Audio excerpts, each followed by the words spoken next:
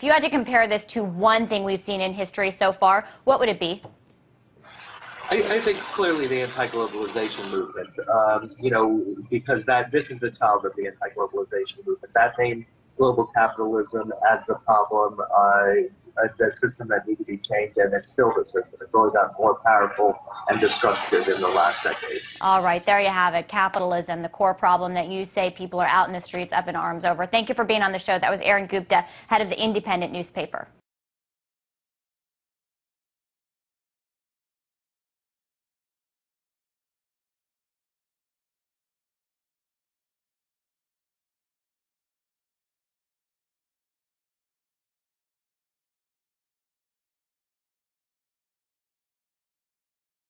Arun Gupta's here. You know him from The Independent and Grit TV. The Independent have had something, I hear, to do with this wonderful paper that's being distributed at Occupy Wall Street. It's called the Occupied Wall Street Journal.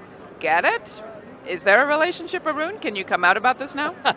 A lot of people really helped set this up, but it was a lot of people who we had links to through The Independent. A lot of the activists here helped guide us through the process of how to set it up, and then various people really stepped up to help promote it, like Naomi Klein, Code Pink, and Michael Moore.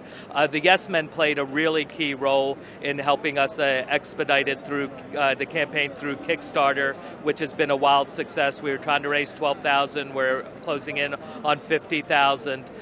So, there wasn't any one person or anyone, but, there were all these people who came together through The Independent. We've been able to create this moment of tremendous delegitimization. The economic system is delegitimized, the political system, the mainstream media, and the police have all been delegitimized, as well they should be. None of them serve our interests. They only serve the interests of the corporations and our financial overlords. Talk a little bit about the political system, because it struck me very strongly, but I've seen it referred to less, that this explosion was timed almost precisely to the beginning of election season, which, let's face it, is a more than year-long season now. Is that just a coincidence? I think part of it was a coincidence. Certainly, there's all sorts of historical contingencies. A lot of it has to do with the global wave of occupations and revolts, the inspiration people have drawn from everywhere from Tunisia and Egypt to Spain, Greece, and Wisconsin. So that certainly helped create this moment. And, it was really the call that was put out by Adbusters Anonymous and U.S. Days of Rage that provided the initial spark. I don't think anyone could have imagined it would grow into something like this, but the anger was really out there, and people are suffering tremendously, and no one is responding to their needs. They're being told that the economy is recovering when it's not. We're really in a depression. Real unemployment is close to 20%. And then we're told that the medicine is more healthcare cuts, more education cuts, more housing cuts, less jobs, and in return, the rich, this is the Buffett rule, I did the math, the rich will give up 1 tin of caviar a year. The groups you mentioned, Anonymous, Adbusters, and Days of Rage, what do they have in common, if anything?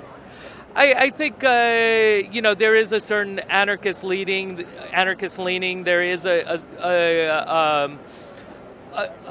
spectacle, certainly to these groups. And I think one of the things that people have really missed is Egypt was certainly not a social media revolution. That was face-to-face organizing, on the street. Tunisia, there was also a lot of face-to-face organizing. This was a social media revolution, and people haven't even remarked on that, which I find surprising.